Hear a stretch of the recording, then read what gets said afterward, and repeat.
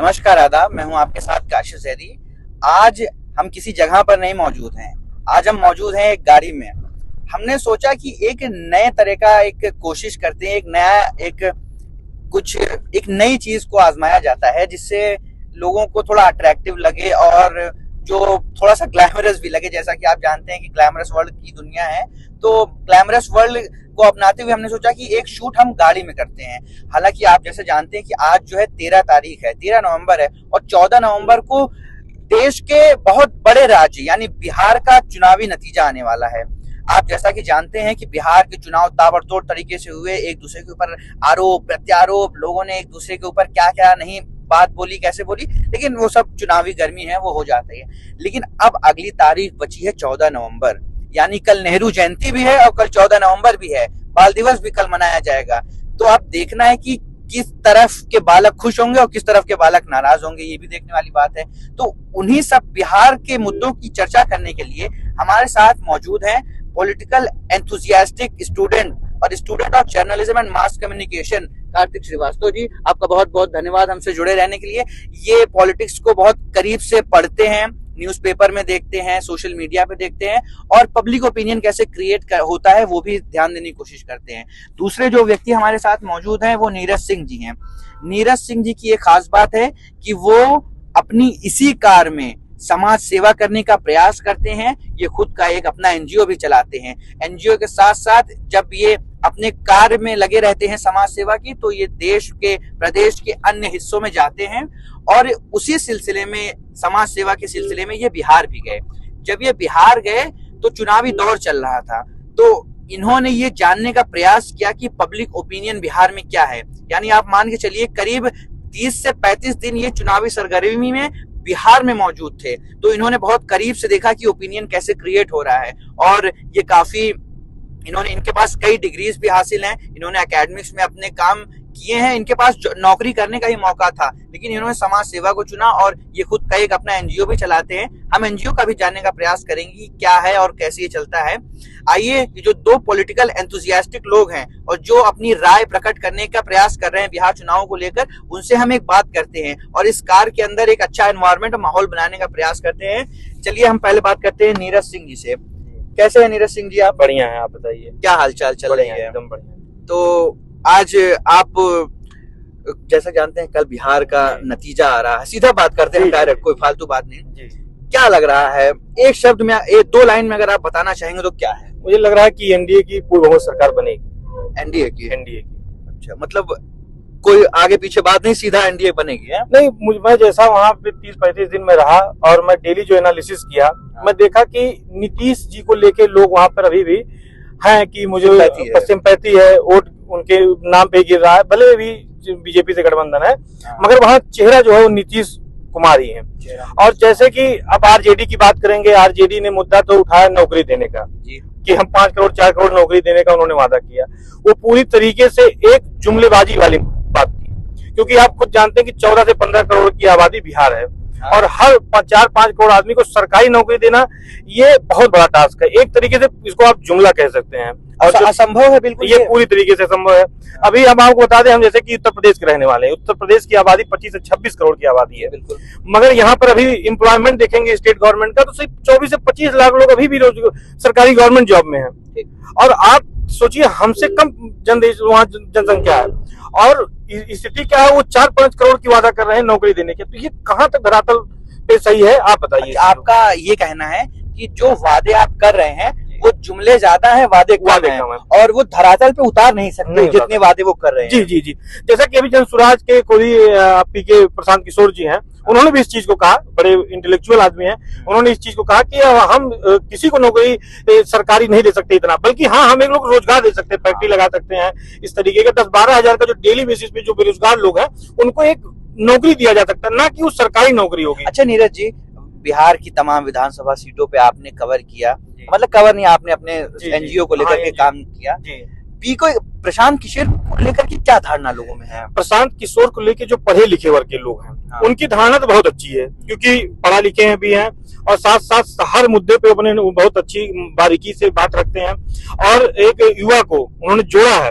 और आपको बताएं, बिहार की राजनीति में इनका बहुत बड़ा प्रभाव रहा इस बार, क्योंकि 2023 में इन्होंने पार्टी चालू की, 25 में हर घर इनको जानने लगे लोग। इन्होंने वादे भी जो किए बहुत अच्छे वादे किए, बट इनका क्या रहा, इनके ऊपर आरोप जो लगा ये पार्टी में टिकट देना पैसा लेके, और इन्होंने बीच इलेक्शन से अपने आप को हटा लिया। राघोपुर सीट पे पूरा 3 साल से इन्होंने भूमिका बनाई कि मैं लड़ूंगा, इलेक्शन लड़ूंगा, बट वो हुआ क्या, अंत में इन्होंने वहां से कहा कि मुझे इलेक्शन की वजह से मैं नहीं जाऊंगा। अच्छा, कास्ट का कितना फैक्टर बिहार में चल रहा है भैया? बिहार में देखिए इलेक्शन ही कास्ट पे होता है।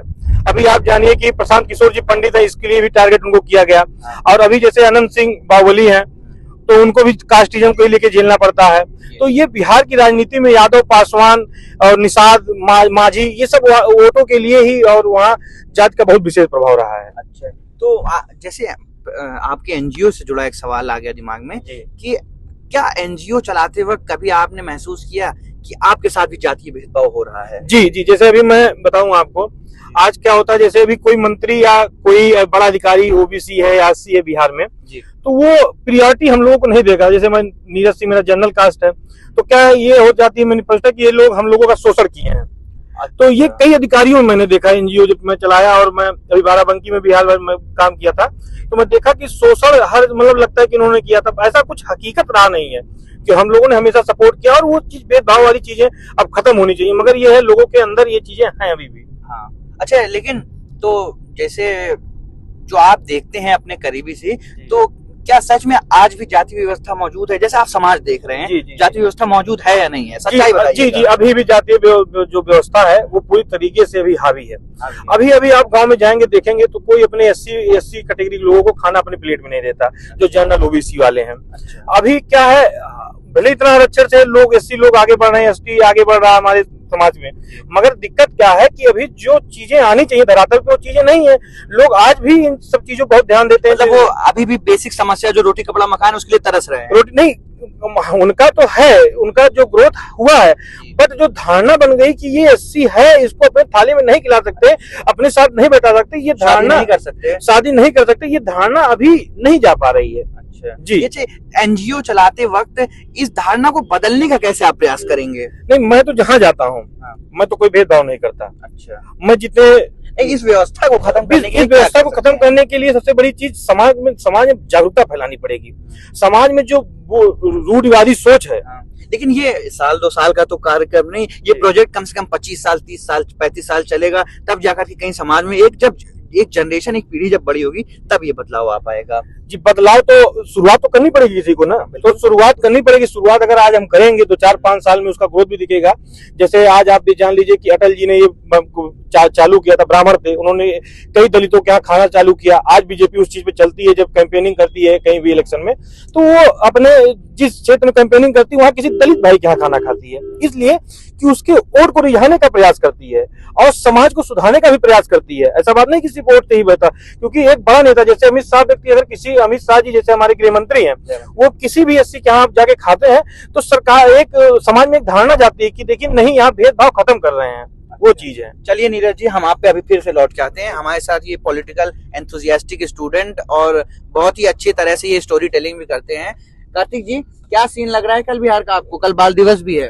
देखिए, कल बाल दिवस तो है, लेकिन बाल दिवस के साथ साथ किस तरफ जो वहाँ के लोग हैं, वहाँ की यूथ है, उसका रुझान किस तरफ जाएगा, ये अगर आप समझेंगे तो आप इसको देखिए कि सबसे पहले आप जितने भी एग्जिट पोल्स अब तक आए हैं, चाहे वो आपके मैट्रिक्स का एग्जिट पोल हो, चाहे वो न्यूज, ये अगर आप समझेंगे तो आप इसको देखिए कि सबसे पहले आप जितने भी एग्जिट पोल्स अब तक आए हैं, चाहे वो आपके मैट्रिक्स का एग्जिट पोल हो, चाहे वो न्यूज 18 का हो, चाणक्य का हो, एक्सिस माई इंडिया का एग्जिट पोल हो, सबके एग्जिट पोल में कहीं ना कहीं एक अपर हैंड जो है, वो एज जो है, वो कहीं ना कहीं एनडीए को मिल रहा है। तो जाहिर सी बात है, क्योंकि लेकिन कार्तिक ये बताइए, अगर एग्जिट पोल्स गलत हो गए तो क्या क्रेडिबिलिटी फिर अब एग्जिट पोल की रह जाएगी? क्योंकि लोकसभा में भी ये गलत हो गए थे।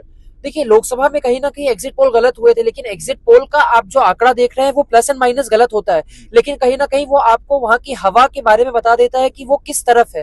क्योंकि लोकसभा में भी आप जितने एग्जिट पोल्स देखे, चाहे वो बहुत सारों ने 400 पार का दावा किया था, लेकिन कहीं ना कहीं सारे एग्जिट पोल में एक समानता ये थी कि बीजेपी की सरकार आ रही है, या वहाँ पे एनडीए जो है उसकी सरकार आ रही है। पब्लिक ओपिनियन यही था कि बीजेपी की सरकार वहाँ पे आ रही है, और उसी तरीके से पब्लिक ओपिनियन जो बिहार में है, वहाँ पे ये है कि वहाँ पे जेडीयू की सरकार, जो कि वहाँ पे एनडीए के अंदर में जो है और सरकार आ रही है। पता चले एनडीए को बहुमत आ गया और मुख्यमंत्री कोई और बन रहा है, तब क्या होगा?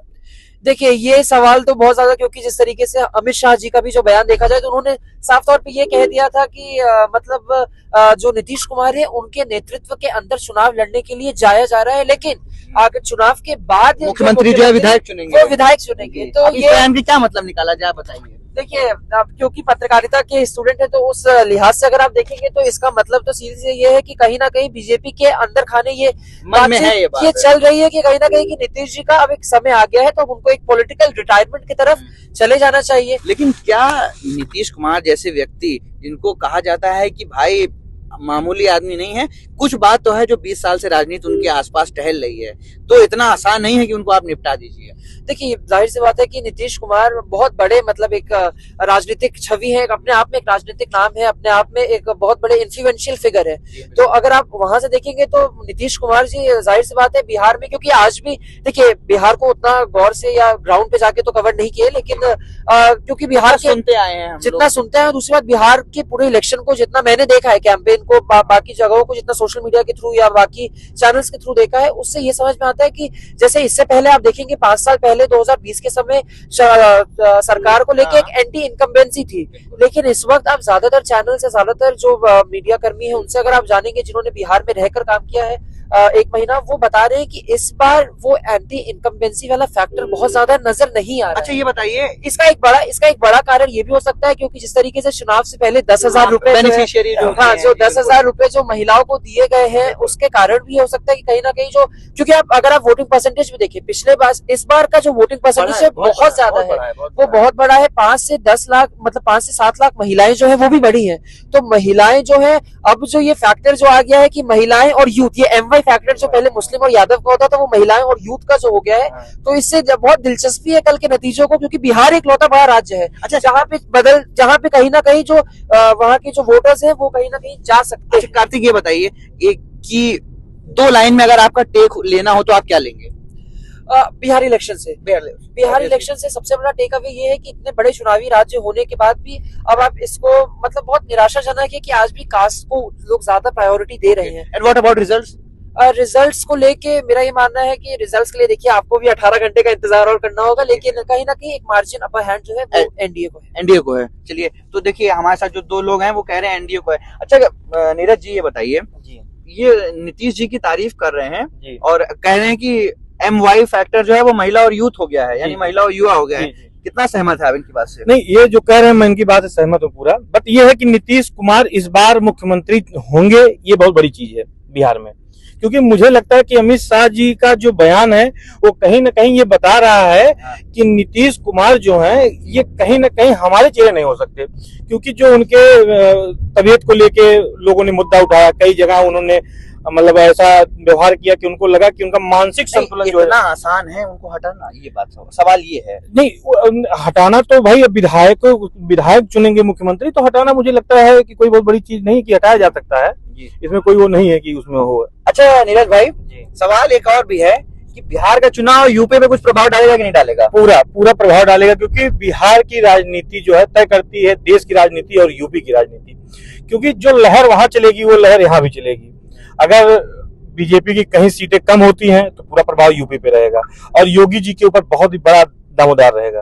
अच्छा जी, मतलब उनके ऊपर दावेदारी अटक जाएगी, 27 को लेकर के सवाल उठने लगेंगे यूपी बिहार हारेगा। बिल्कुल 27 को लेकर जो है योगी जी की भूमिका को फिर देखना पड़ेगा, शीर्ष नेतृत्व की कैसे क्या रहेगा यहाँ पर। एक बात और ख्याल आता है ये बात का कि बिहार में जैसे आपने देखा है कि तेजस्वी भी हो गए तो 40 के अंदर ही हैं, चिराग पासवान जी को देखिए तो वो अंदर ही हैं, प्रशांत किशोर भी कोई बहुत ज्यादा उम्र नहीं है, उनके पास भी राजनीति करने का लंबा समय है, प्रशांत किशोर हो गए, शांभवी चौधरी हो गई, लड़की हो है, मतलब महिला है और वो भी यूथ ही है, बहुत बड़ी नहीं है, एक पुष्पम प्रिया चौधरी हैं जी, ये मतलब यूथ हैं, ये भी बहुत इनकी ज्यादा एज नहीं है, नहीं मान लीजिए तेज प्रताप यादव भी हैं, उम्र में कम ही है, लंबी अगर सीखेंगे तो लंबी करेंगे, और भी हर सीट वाइज भी कई कार्यकर्ता और कई युवा हैं जो पॉलिटिक्स में अपनी अप्रोच रखते हैं और पॉलिटिक्स में अपना नया कदम आजमाना चाहते हैं। तो आगे जो 5, 7, 8 साल 10 साल की जो राजनीति है उसको आप कैसे देखते हैं, जिसमें युवाओं का ज्यादा अहम रोल होगा? देखिए, मैं आजकल बताऊं, युवाओं का सबसे बड़ा अहम रोल ये है कि राजनीति में आजकल पैसे का वर्चस्व है। आप देख रहे होंगे कोई भी युवा ऐसा आपने जिसका नाम लिया सबके फैमिली बैकग्राउंड जो है वो बहुत मजबूत है। आप चिराग पासवान का नाम लिया आपने, वो भी उनके पिताजी भी बड़े पॉलिटिकल थे, देश की राजनीति में बहुत बड़ा योगदान था। मौसम वैज्ञानिक कहता था, जिस तरफ सरकार बनती थी उस तरफ उनका रुख हो जाता था। उसके बाद फिर आप तेज प्रताप की बात कर रहे हैं, कहीं ना कहीं उनके पिताजी लालू यादव हैं, इसलिए उनकी बड़ी भूमिका रही है। और मैं आपको बताऊं, अब जो युवा हैं वो क्या रह गए, वो पार्टी के पिछलग्गे बनकर चलते हैं, बस झंडा वोट होते हैं, मगर फायदा जो लेना रहता है वो बड़े नेता लेते हैं। अभी बीजेपी का ही आप देख लीजिए, यूपी में ऐसा कौन सा छोटा नेता है जो आज बीजेपी ने उसको विधायक बना दिया है? किसी कार्यकर्ता को आप बता दीजिए। आज आप देखेंगे योगी जी को नहीं बनाया, योगी जी खुद 5 बार सांसद रहे हैं। नहीं, अरे बात ये नहीं है, उठ के तो छोटे कार्यकर्ता से ही आए योगी जी, उठ के कार्यकर्ता से है, मगर उनके ऊपर मंदिर का बहुत बड़ा प्रभाव रहा है। भाई मंदिर से उनकी राजनीति शुरू होती है। उनका खुद का ये निर्दलीय विधायक तो कभी नहीं रहे, निर्दलीय सांसद तो कभी नहीं रहे। भाई शुरू से उनके ऊपर सांसद बने, जब वो बीजेपी पार्टी से बने, मंदिर का बहुत बड़ा उनके ऊपर वो था, और महंत थे, तो उनसे एक लोगों का जुड़ाव हो गया, हिंदुत्व का जुड़ाव हो गया, तो इसलिए योगी जी आगे चले गए। और कार्यकर्ता की बात है, जैसे छोटा कार्यकर्ता भी बड़े पद तक पहुंचता है। मोदी जी भी बहुत बड़े कार्यकर्ता नहीं थे, ना किसी बड़े परिवार से थे। मैं वही कह रहा हूँ, उस समय वो राजनीति थी, मगर आज के समय में राजनीति देखेंगे, आज की वर्तमान राजनीति नहीं रहेगी। आज की वर्तमान राजनीति क्या रहेगी? अगर आप फॉर्च्यूनर लेके नहीं जाते तो आपको वोट कोई नहीं देता है। अच्छा जी, यूपी का भी यही हाल मानते हैं? जाहिर सी बात है, आप देखेंगे कई नेता हैं जिनके काफिले में 200 गाड़ियां, 150 गाड़ियां, 100 गाड़ियां रहती हैं। आप सबके बारे में एक बात बोल रहे हैं, लेकिन प्रशांत किशोर के बारे में तो ये बात नहीं बोल सकते ना। नहीं, प्रशांत किशोर जी ने, मैं जमीनी जो बताऊं, वहां काम किया। आप बताइए, 3 साल पार्टी बनने हुआ है, और घर घर तक पहुंचा देना कि कोई पार्टी इस लेवल पे काम की है, तो आप सोचिए अगर उनकी सीटें भी कम आती हैं तो कोई वो मायने नहीं रखता, क्योंकि प्रभाव छोड़ देंगे, प्रभाव अपना छोड़ दी। भाई 3 साल में बताइए, आप मेरी उम्र 25-26 साल हो गई, मुझे अपने जिले वाले लोग नहीं जानते होंगे, अपने तहसील वाले लोग नहीं जानते होंगे, मगर उन्होंने पार्टी बनाई और पूरे बिहार में अपना वर्चस्व कायम कर दिया। आज वहां पर तीसरी पार्टी जो उभर के आई वो जनसुराज। लेकिन उनके ऊपर भी आरोप लगता है कि वो कई पार्टियों के साथ काम किए हैं, उनकी क्रेडिबिलिटी कम है, राजनीतिक क्रेडिबिलिटी। देखिए, ये सब उनकी इमेज को कम करने के लिए चीजें की गई। अब फायदा क्या मिला उन लोगों को? जैसे अब मैं एनजीओ के लिए काम कर रहा हूँ, कल मैं किसी के लिए काम किया हूँ तो कोई कह दे कि उनके लिए आपने काम किया है, या मैं समाज में किसी नेता से जुड़ा हूँ तो मैं उनसे कहता हूँ उनके लिए काम किया। तो ये देखिए, आप भाई कुछ करेंगे तभी तो जीवन में कोई मुकाम हासिल करेंगे। उनका काम था किसी भी पार्टी के लिए काम करना, स्ट्रेटेजी बनाना, तो उनका खुद का एक काम था। भाई उन्होंने भाई जैसे एक व्यक्ति है आज HCL में जॉब कर रहा है, उसको बढ़िया जॉब मिल जाए अमेज़न में, तो अमेज़न में चला जाएगा। तो भाई आदमी हमेशा अच्छे के लिए छोड़ता है कोई चीज। अगर कमजोर होती तब भी वो नहीं चुकाते। बट ये क्या है, उनका आज की जो स्थिति है मजबूत है, और उन्होंने पूरे बिहार विधानसभा में, आपको बता दूं सीटें क्या आएंगी मुझे मायने नहीं लगता। मैं उनको पसंद करता हूं, जनसुराज जी को, जनसुराज पार्टी को, प्रशांत किशोर की। मैं चीजों को, क्योंकि मैं अभी देखा हर चीजों को उन्होंने बहुत बारीकी से चीजों को जवाब देते हैं। और आपको बताऊं, प्रशांत किशोर से आप इकोनॉमिक्स का सवाल कीजिए तो वो जवाब तुरंत देंगे, राजनीति का सवाल कीजिए जवाब दे देंगे, और समाज का सवाल पूछिए जवाब दे देंगे, सरकार चलाने का जवाब पूछिए। तो ये है कि आदमी को नॉलेज है, ये बात की एक्सेप्टेंस है कि नॉलेज है, पूरा है। अब सबसे बड़ी चीज आप ये चीज जान लीजिए कि उन्होंने बिहार की राजनीति को पूरी तरीके से बदला है इस बार। क्योंकि आप देखिए, हमेशा वहां क्या था, कभी भी आप देखिए वहां पर शिक्षा मुद्दा नहीं था, बेरोजगारी मुद्दा नहीं था, वहां हमेशा जातिगत मुद्दा रहा है। तो आप मानते हैं कि असल मुद्दे पे चुनाव लड़ाने का काम पीके कर रहे हैं? जो असल मुद्दे था, प्रशांत किशोर ने उस चीजों को पकड़ा, और उस चीजों में उनकी भूमिका बहुत ही अच्छी रही है। और आपको बेसिकली बता दें, जैसे अभी 10,000 रुपए महिलाओं खाते में गया, ये किस वजह से गया? कहीं ना कहीं बीजेपी को डर था। भाई आज बताइए, इतने दिन से सरकार बीजेपी की रही है, गठबंधन की सरकार रही है, उनको क्यों ख्याल नहीं आया महिलाओं का? और इलेक्शन के पहले अचानक ख्याल आ गया। तो भाई कहीं ना कहीं डर था, उस डर की वजह से इन्होंने महिलाओं को। लग रहा है नीरज जी बहुत करीब से आप बिहार की राजनीति देख के आ रहे हैं। जी, हम वहाँ 25-30 दिन रहे, और हमने पूरी तरीके से वहाँ के लोगों से पूछा क्या कमी है, क्या चीजें हैं, मुझे पता चला, तो मैं उस चीजों को देख के बता रहा हूँ। और देखिए, मैं बताऊं, एग्जिट पोल का भरोसा नहीं किया जा सकता, क्योंकि जैसे अभी हम लोगों का देखेंगे, लोकसभा इलेक्शन में सीटें 400 पार थी, आके असल में 270 आ गई, 240 तक आ गई। पूर्व में सरकार भी नहीं बनी, उसमें 400 पार दिखा रहे थे। तो एग्जिट पोल क्या नतीजा होता है, एक बाहरी, जैसे अभी हम आपसे बात कर रहे हैं, आइडिया लग जाता है, बट क्लियरेंस उससे कुछ नहीं हो पाता है। जैसे आपसे मैं बात कर रहा हूँ, इस बात को मैं अगर बीजेपी को बता दिया तो वो अब क्या होता है, एक डाटा निकलता है तो मैं लगेगा कि मैं ही हूँ, तो उससे एक सीट बढ़ा देते हैं ये लोग। तो ये चीजें रहती है। तो एग्जिट पोल का कोई फायदा नहीं होता है, कोई बहुत नहीं। आप देखेंगे 14-15 घंटे में वो आएगा, रिजल्ट आएगा, और उसके बाद आप देखेंगे एक बड़ा परिवर्तन जो कि मुझे दिखने में आ रहा है। और बीजेपी की सीटें ज्यादा रहेंगी और जेडीयू की सीटें कम रहेंगी। चलिए, ये आपका आंकड़ा हम नोट कर ले रहे हैं, कैमरे में रिकॉर्ड हो रहा है। जी जी। अब आप थोड़ा सा आखिरी बात और कर लेते हैं। ये उत्तर प्रदेश की राजनीति को आप भविष्य में कैसे देख रहे हैं? उत्तर प्रदेश की राजनीति में अभी जो योगी जी का कद है वो बहुत बड़ा है, और सबसे बड़ी चीज है हम बिहार से यूपी की तुलना नहीं कर सकते। यूपी जो है पूरी तरीके से परिवर्तन योगी जी ने कर दिया, या इसके पहले भी जो सरकारें रही कुछ ना कुछ काम की हैं। जैसे हमारे क्या सपा भी थी, बसपा भी थी, तो हमारे क्या जो भी पार्टियां आई कुछ ना कुछ अच्छी देके गई। और बिहार में क्या रहा कि वहां काम जो है हुआ तो, मगर वो कहीं धरातल पे नहीं आ पाया। आरोप लगता है कि 35 साल से एक ही सरकार, एक मतलब नीतीश और लालू की घुमा फिरा के सरकार रही, लेकिन काम वहां नहीं किया हम लोगों ने। काम इसलिए नहीं किया क्योंकि वहां पर आप देखेंगे जातिगत समीकरण जो है उसका वहां हावी है। कई माफिया वहां है जिससे पूरी राजनीति चलती थी बिहार की। आप अभी जानते होंगे उनके लड़के ओसामा भी लड़ रहे हैं वहां से। ठीक है, अखिलेश और राहुल का आप क्या भविष्य देखते हैं? अखिलेश और राहुल, मुझे तो अखिलेश जी का भविष्य बहुत अच्छा नजर नहीं आ रहा, इसलिए क्योंकि वो असल मुद्दे से हट जा रहे हैं। देश का जो असल मुद्दा है उस पे बात नहीं करते, यूपी का जो असल मुद्दा है उस पे बात नहीं करेंगे। जैसे आपको अखिलेश जी, आप IRO पब्लिक जी पे क्यों लगा रहे हैं? जैसे मैं इसलिए लगा रहा हूँ, अभी देखिए यहाँ हमारे क्या मामला है बेरोजगारी का। बेरोजगारी का मुद्दा वो पार्लियामेंट में उठा सकते हैं ना। कभी उन्होंने कभी देखा आपने स्पीच दिया हो कि बेरोजगारी मुद्दा है? उसके अलावा उठाते तो है। मैं जो मेरी हकीकत जहां तक मैं देख रहा हूँ ऐसा कोई, मगर वो उनको पीडीए की पड़ी है, पिछड़ा दलित अल्पसंख्यक उनको पड़ा है जो समाज में असल मुद्दे हैं। अभी आप देखेंगे अगड़ा आधी आबादी भी तो कह रहे हैं। अगड़ा आधी आबादी, तो फिर बचा कौन? तो किसका बताइए? अगर अगड़ा भी आ रहा है, उसमें पिछड़ा भी आ रहा है, अल्पसंख्यक भी आ रहा है, तो देश में बचा कह रहा है कि समाज में हर समाज को लेकर के चलने का उनका प्रयास है। इस वजह से समाजवादी पार्टी पीडीए का नारा लेकर 2017 तक जब तक सरकारें थी तो ये विचारधारा कहाँ गई थी? वैकेंसी निकलती थी, 70% यादव हो जाते थे, 10-5% कोई सीटें पा जाता था।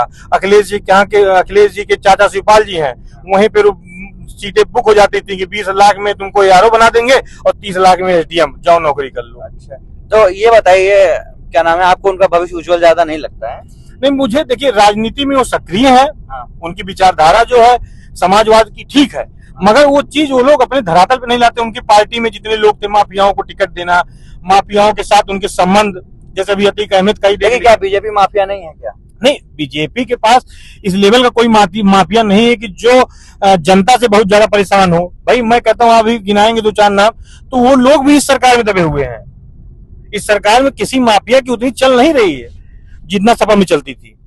अच्छा जी, ये सीधा आरोप है? जी सीधा आरोप। तो और राहुल गांधी जी का क्या भविष्य है? राहुल गांधी जी का कोई भविष्य नहीं है। वो आते हैं, घूमते हैं, चले जाते हैं। बिहार का इतना बड़ा इलेक्शन, बताइए कांग्रेस जो है अपनी सीट नहीं डिसाइड कर पा रही है। नेशनल लेवल की पार्टी, देश में जिसके इतने बड़े पैमाने में राज्य किया हो, उसके क्या ये स्थिति है कि बिहार में कैंडिडेट नहीं ढूंढ पा रही इलेक्शन लड़ाने के लिए। बताइए 243 सीट पे क्या कांग्रेस इलेक्शन नहीं लड़ा सकती थी? उसके पास किस चीज की कमी है? मगर क्या है वहां की चीजें क्या है कांग्रेस? अरे कांग्रेस आप कह रहे जमीन पे नहीं है, और कांग्रेस ने उससे पहले वोटर अधिकार यात्रा की, आपने देखा कि नहीं देखा? राहुल गांधी कई दिनों तक बिहार की सड़कों पे उतरे हुए थे। अच्छा, वोटर अधिकार मामले में आप जो कह रहे हैं, उससे कांग्रेस की छवि बढ़ी है कि घटी है? मुझे आप एक चीज बता दीजिए बस। अरे बात छवि की है कि आपने कहा जमीन की है? नहीं, जमीन की बात जैसे अभी मुद्दा लेके आते हैं कि वोट चोरी हो गया। इसके पहले चलता था कि बैलेट पेपर से इलेक्शन कराइए, वो हैक हो जा रहा है। तो चलिए हम मानते हैं वोट चोरी का मुद्दा, वोट चोरी पे बहस होनी चाहिए कि नहीं होनी चाहिए? नहीं, अगर वोट चोरी हुई है तो भाई प्रूफ दे। उनका दावा है प्रूफ देते हैं, वो प्रूफ देते हैं, मगर वो प्रूफ तो कहीं ना कहीं वैलिड नहीं हो पा रहा है। भाई उसके लिए सुप्रीम कोर्ट है, देश की न्यायपालिका है। न्यायपालिका मुझे भरोसा करना पड़ेगा। अगर मैं देश में हूँ, डेमोक्रेसी वाले देश में, तो मेरी सबसे बड़ी जुडिशरी है। तो आपका आरोप है कि राहुल गांधी कोर्ट क्यों नहीं जा रहे? जाहिर सी बात है। तो चुनाव आयोग क्यों नहीं कोर्ट जा रहा? डिफेम कर रहे हैं राहुल गांधी। भाई उनको नहीं लग रहा है कि उनको जवाब देना चाहिए। जिस दिन वो जाएंगे कोर्ट में, उनका जवाब उनको देंगे। राहुल, चलिए मैं मानता हूं कि राहुल गांधी कोर्ट नहीं जा रहे, बिल्कुल सही है, नहीं जा रहे, तो चुनाव आयोग क्यों नहीं कोर्ट जा रहा? भाई चुनाव राहुल गांधी के खिलाफ मुकदमा करे। भाई अभी इसके पहले एक बार उन्होंने बयान दिया था, की थी, मगर अब वो जान गई राजनीति की ये लोग सिर्फ राजनीतिक मुद्दों के लिए उठा रहे हैं, तो इसलिए इलेक्शन कमीशन भी मुझे लग रहा है उनको बहुत सीरियस नहीं ले रही है, जो मेरा व्यक्तिगत सोचना है। अरे नहीं, अब ऐसा नहीं है। देश के नेता प्रतिपक्ष को सरकार भी सीरियसली लेती है, चुनाव आयोग भी ले रही है, लेकिन सवाल ये है कि राहुल गांधी जो कर रहे हैं, अगर अच्छा चुनाव आयोग क्या बोल रहा है कि माँ बहनों की वीडियो नहीं दिखा सकते सीसीटीवी, ये बताइए कहने की बात है? नहीं, ये तो कहने की बात नहीं है, मगर कैमरा से दिखाना भी तो बहुत बड़ी, देखेंगे आप एक तरीके से बहुत प्राइवेसी वाली चीजें हो जाती है। आरोप है कि जो वोटर लिस्ट है वो रीडेबल फॉर्मेट में चुनाव आयोग नहीं दे रहा है। क्यों नहीं दे रहा चुनाव आयोग? नहीं, चुनाव आयोग ने खुद कहा कि आप एफिडेविट दाखिल करिए, हम जो होगा पूरा देंगे, जो आप मांगेंगे हम पूरा देंगे। अच्छा, इसके मैं आपको बता दूं, इसके पहले भी वोटर आईडी का जो मामला है ये हर साल चला है, क्योंकि जो मर जाता है अपने यहाँ वोटर आईडी में उसका नाम नहीं करता है, और जो बढ़ता है बढ़ तो जाता है वो घटता नहीं, तो फिर क्या होता है उसी के वोट पे फर्जी वोटिंग होती है। ये बहुत पुराना ही है, ये नहीं कि कोई बीजेपी अलग से कर रही है।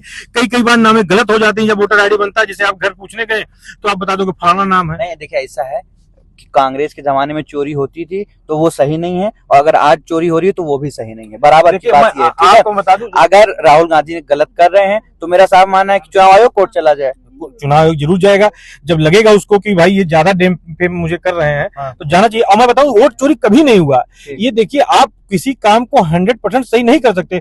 अब वोटर लिस्ट में आपसे पूछने गया कोई BLO आपसे पूछने गया फलाना घर में कितने हैं, भाई आप बता दिए 10, तो उसका कोई 7 थोड़ा कहेगी कि हमको 10 दे दो। आज आधार कार्ड कब बना है? 2017 से एक्टिव हुआ है, उसके पहले तो आधार कार्ड लगता है, और पहले से हुआ है आधार कार्ड। नहीं, आधार कार्ड जो जारी किया गया, मैंडेटरी किया गया किसी चीज के लिए, वो 2017 और 16 से किया गया।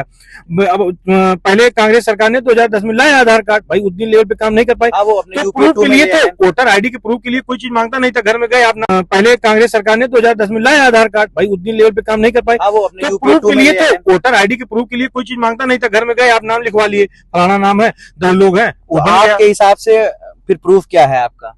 प्रूफ मेरा ये है कि वोट चोरी मुद्दा कोई बड़ा देश का मुद्दा नहीं, वोट चोरी नहीं किया जा सकता, क्योंकि आप जाते हैं वहां आपकी चेकिंग होती है, भाई वहां पर आर्मी लगी रहती है, वहां पे BLO रहते हैं, फर्जी वोटिंग करेंगे जाएंगे आप पकड़े जाएंगे। और आप भी, उन्होंने कहा कि एक लड़की 20 जगह वोटिंग कर दी, कैसे कर दी 20 जगह वोटिंग? नहीं, उसका सबूत तो दिया उन्होंने। भाई सबूत कैसे किया? सिर्फ यही दिखाया कि इनका वोटर आईडी बना है 20 जगह से, तो वोटर आईडी बनना और 20 जगह, बात ये नहीं है, बात लड़की की नहीं, वो भी ब्राजील की कोई मॉडल है।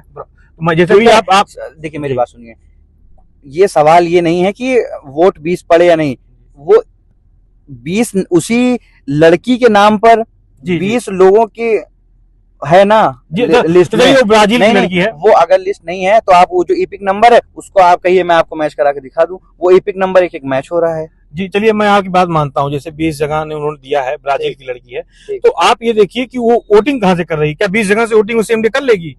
बगल की विधानसभा है। ब्राजील की औरत कहाँ से भारत की वोटर ही बन जाएगी? नहीं, अगर उसने नागरिकता ली होगी, ठीक है, तो भाई बन सकती है वोटर। आपने पूरी प्रेस कॉन्फ्रेंस लगता है देखी है कि नहीं देखी? मैंने उनकी पूरी प्रेस कॉन्फ्रेंस। तो आप ये बात कैसे कह सकते हैं कि वो चोरी नहीं हुई? नहीं, देखिए मेरा काम ये है कि मैं आपसे सवाल पूछूं, और अगर मेरे सामने बगल में राहुल गांधी भी होंगे तो मैं ऐसे ही उनसे तगड़ा सवाल करूंगा। मेरा भी आपसे सवाल यही है कि अगर आरोप लग रहे हैं तो उसका स्पष्टीकरण सफाई से क्यों नहीं हो रहा है? या अगर बात, देखिए मैं यहाँ पे कांग्रेस को डिफेंड करने के लिए तो बैठा नहीं हूँ, अगर मेरे बगल में कोई कांग्रेस का कार्यकर्ता बैठा रहेगा तो मैं उसको भी ऐसे सवाल पूछूंगा। मेरा सवाल ये है कि अगर राहुल गांधी कोर्ट नहीं जा रहे तो चुनाव आयोग क्यों नहीं कोर्ट जा रहा? चुनाव आयोग मुझे देश का नेता प्रतिपक्ष मुझे लगता है बिहार के इलेक्शन के बाद चीजें बदलेंगी, और मुझे लगता है इलेक्शन कमीशन भी कोर्ट जाएगा और राहुल गांधी भी कोर्ट जाएंगे। चलिए, बहुत बहुत धन्यवाद। ये हमारे साथ थे नीरज सिंह जी, NGO चलाते हैं, तमाम सामाजिक काम करते हैं। आपने देखा, हमने इनसे तीखे और ताबड़तोड़ जबरदस्त सवाल किए। हम अगला मुद्दा कहीं और किसी और कार्यक्रम में करेंगे। कैमरा पर्सन त्रिशा नस्कर के साथ काशिश जैदी, न्यूज बैंक, लखनऊ।